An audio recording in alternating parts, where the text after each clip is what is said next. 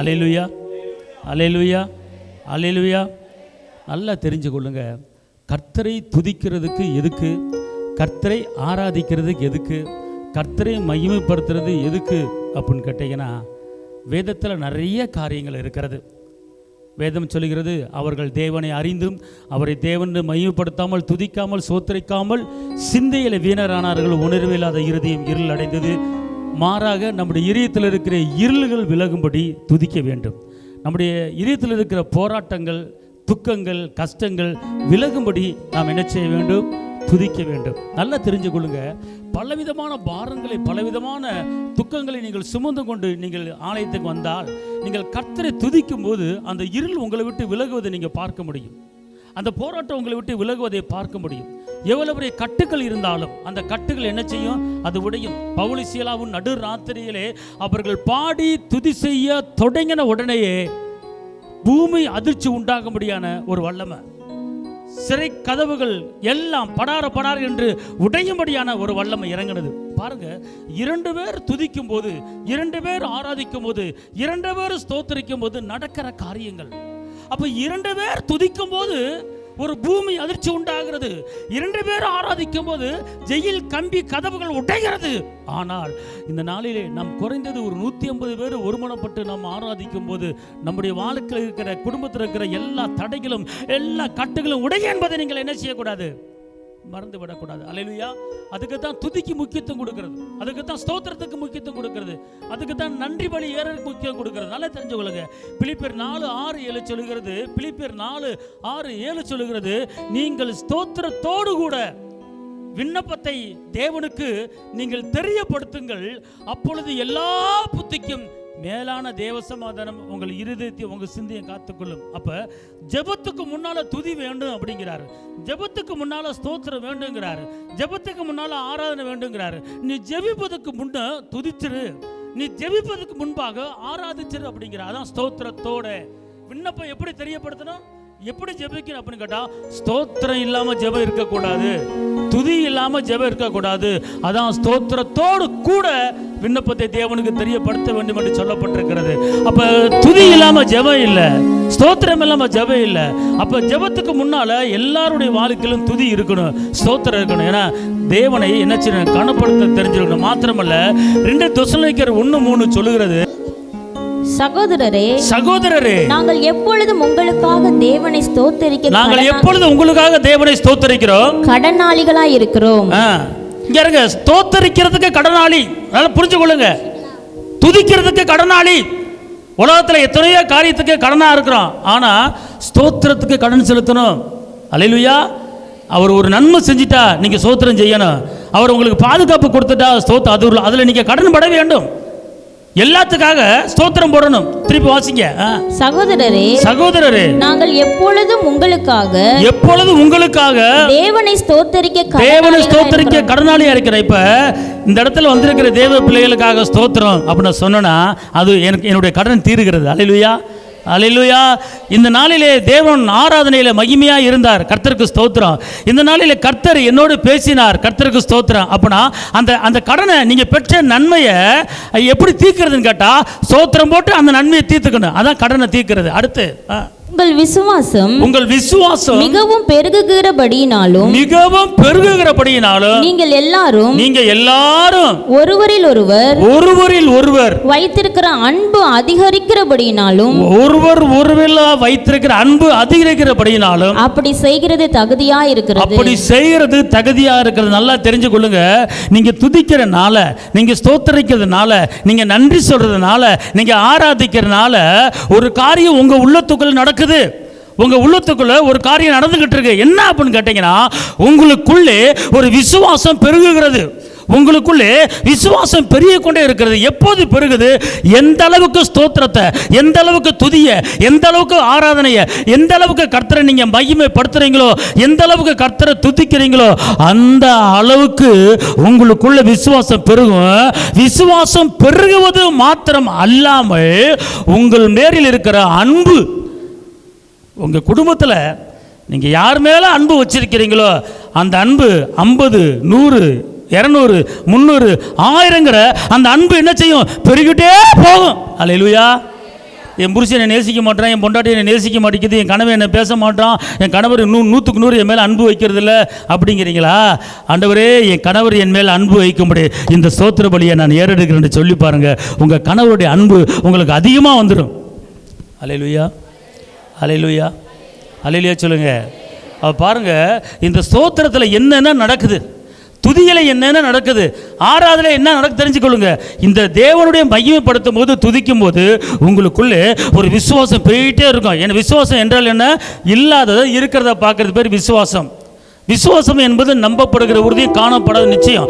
இந்த மாதிரி காரியங்கள், இந்த மாதிரி தரிசனங்கள், இந்த மாதிரி ஒரு விசுவாசம் உங்களுக்குள்ள கர்த்தர் செய்வார், கர்த்தர் நடத்துவார். நான் வெட்கப்பட்டு போக மாட்டேன் அப்படிங்கிற விசுவாசமான வார்த்தைகளை பேசுவீங்க, விசுவாசமா நடந்து கொள்வீங்க. மாத்திரமல்ல, நீங்க யாராட்ட பழகிட்டு கொண்டு இருக்கீங்களோ, உங்க குடும்பத்தில் உங்க பிள்ளைகள் அன்பு, உங்க கணவர் அன்பு, உங்க மனைவி அன்பு, உங்க உறவினர் அன்பு பெருகிட்டே போகும். அன்பு தளர்ந்து போகாது.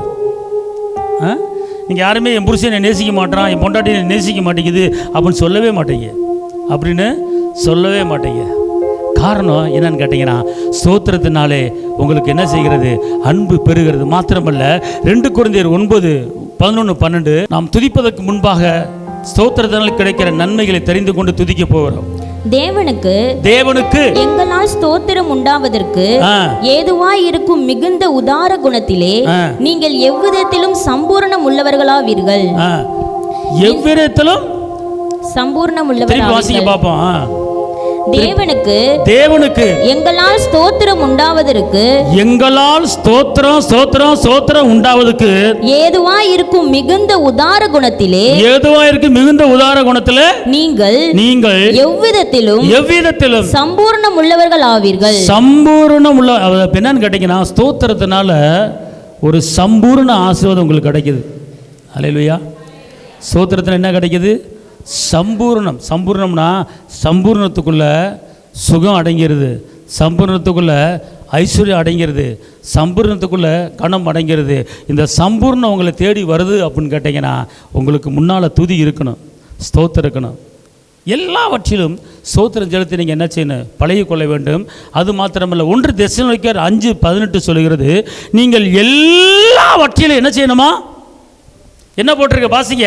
எல்லாவற்றிலும் ஸ்தோத்திரம் செய்யுங்கள். அப்படி செய்வதே கிறிஸ்து இயேசுவுக்குள் உங்களை குறித்து தேவனுடைய சித்தமாய் இருக்கிறது.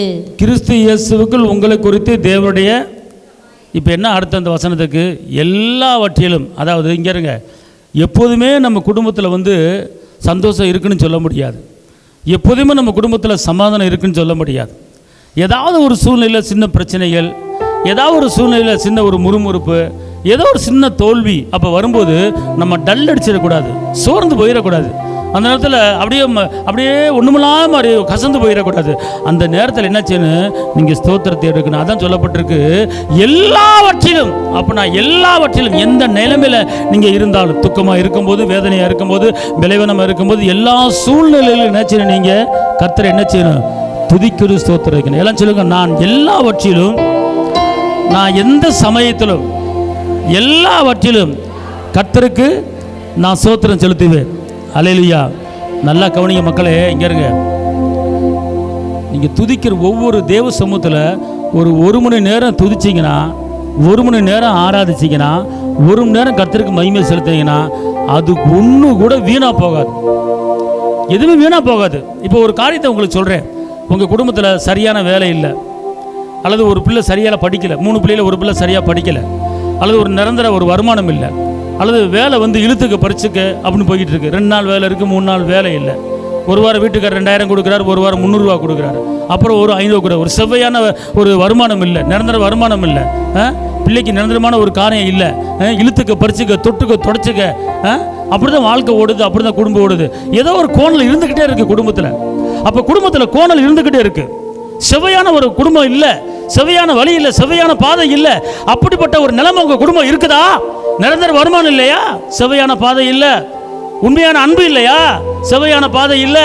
உண்மையான சமாதானம் இல்லையா? செவ்வையான பாதை இல்லை. குடும்பத்தில் சொந்தங்கள் பந்தங்கள் உறவுமத்தில் முறுமுறுப்பா, கசப்பா, பிரிவினையா, வேற்றுமையா, ஒரு செவ்வையான ஒரு வாழ்க்கை இல்லை.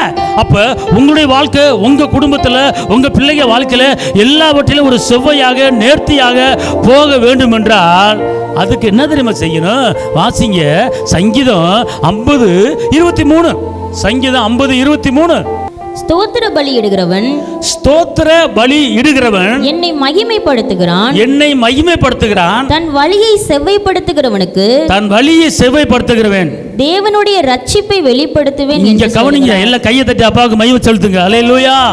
ஸ்தோத்திர பலியிடுகிறவன் அவரை மகிமைப்படுத்துகிறான். அடுத்து அவர் சொல்றாரு, என்ன சொல்றாருன்னா, நான் வழியை என்ன செய்வேன்? செவ்வைப்படுத்துவேன். இன்னைக்கு நம்முடைய குடும்பத்தில் ஒரு ரட்சிப்பு இல்லாமல் இருக்கு. ஒருத்தர் ரசிக்கப்பட்டு ஒருத்தர் ரசிக்கப்படல, செவ்வை இல்லை. ஒருத்தர் சுகமாக இருக்காங்க, ஒருத்தர் சுகமாக இல்லை, செவ்வை இல்லை. ஒருத்தருக்கு வேலை இருக்குது, ஒருத்தருக்கு வேலை இல்லை, செவ்வை இல்லை.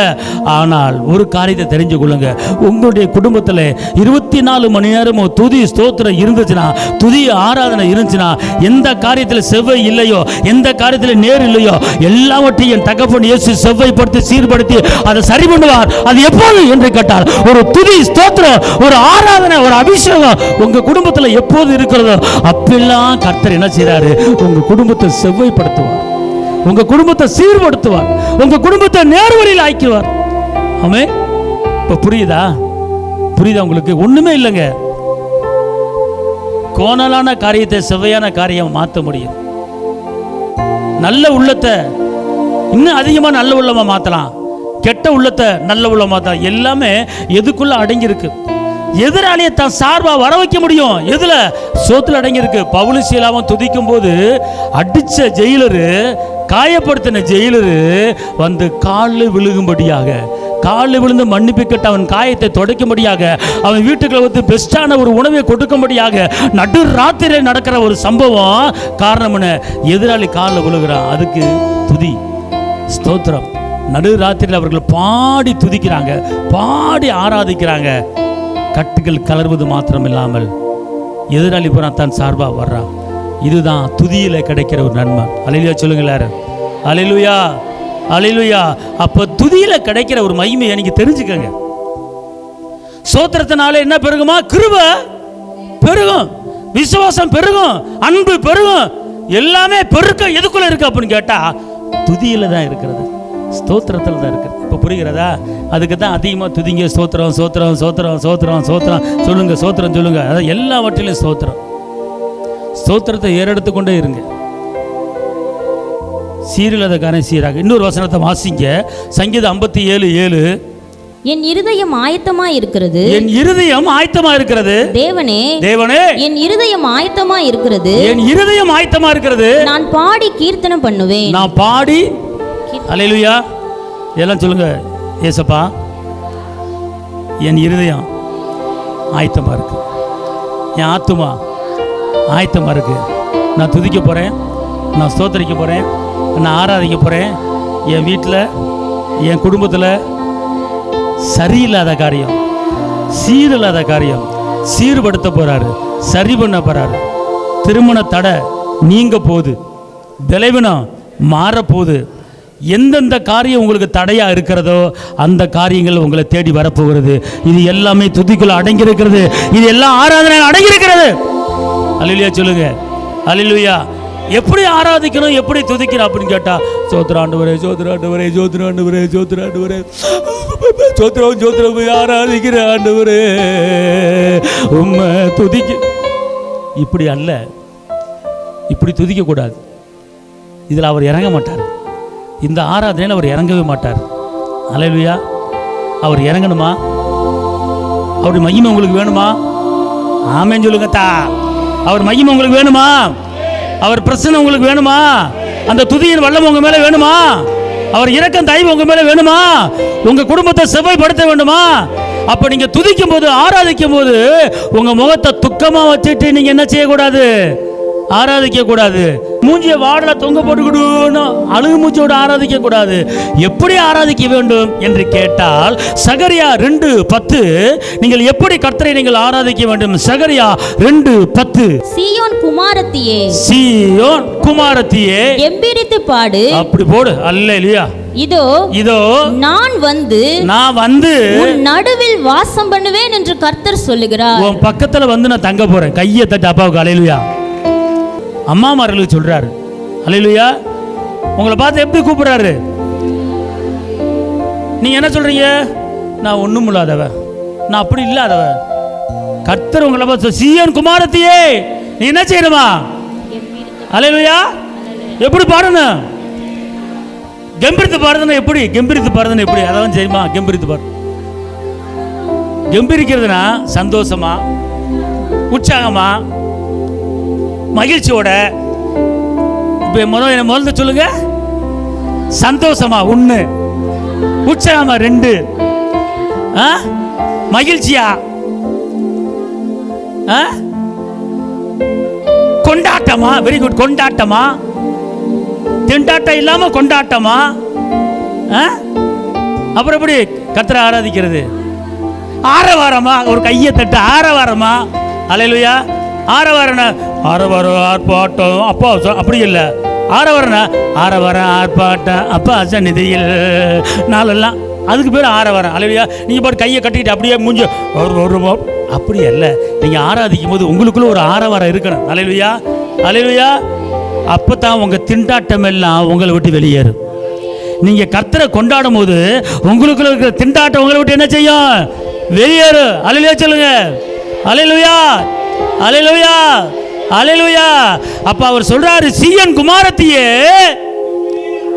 பக்கத்து ஆளை பத்தி சொல்லி, சீயோன் குமாரத்தியே ஏன் மூஞ்சியை தொங்க போட்டு உட்காந்துருக்க? உனக்கு ஒரு பெரிய ஒரு ஆரவாரம் வரப்போகுது. நீ வீட்டுக்கு போன உடனே உன் திண்டாட்டம் போய் உனக்கு ஒரு கொண்டாட்டம் வரப்போகுது. உன் அருமை கல்யாணம் முடிச்சாலும் அருமை வீட்டுக்காரரு, கல்யாணம் முடிச்சாலும் சொல்லுவான் அருமை வீட்டுக்காரரு வாரம் 5000 கொடுக்க போறாரு. இந்த வர்ற ஞாயிற்றுக்கிழமை இருந்து, இந்த வர்ற ஞாயிற்றுக்கிழமை இருந்து புரிஞ்சுக்கோ, வர்ற ஞாயிற்றுக்கிழமை இருந்து 5000 கொடுக்க போறாரு. அல்லேலூயா. அந்த 5000 வீட்டு வாடகை போக, லைட் பில்லு போக, குடும்ப செலவு போக, அரிசி பருப்பு போக, மிச்சம் எடுத்து உங்க கையில் 5000 கொடுக்க போறாரு. நீ வாங்கி சேர்த்து தான் வைக்க போற. கையை தட்டியா? உனக்காக நான் சொல்லிக்கிட்டு இருக்கேன். நீ உண்மையிலே நான் சொன்னதை நம்புனீங்கன்னா, விசுவாசிங்கன்னா கையை தட்டுவீங்க. நீங்கள் என்ன பண்ணுவீங்க? 15 வருஷம் இல்லாத இப்போ நடக்க போகுது, 20 வருஷம் இல்லாத இப்போ நடக்க போகுது. இவனை கட்டி 15 வருஷம் ஆச்சு, 18 வருஷம் ஆச்சு. என்னைக்கு இவன் கொடுத்தான்? போட்டதை வச்சுட்டான், இன்னும் வாங்கி கொடுக்கல. இதில் வந்து வாரம் 5000 கொடுக்க போகிறானாக்கும். எங்கே நடக்க போகுது அப்படின்னு நினைச்சீங்க, நடக்காது. விசுவாசித்து நீங்கள் பேசுங்கள். அல்லேலூயா. அதுக்கு உங்கள் வீட்டுக்காரர் 5000 கொடுக்கணுமா?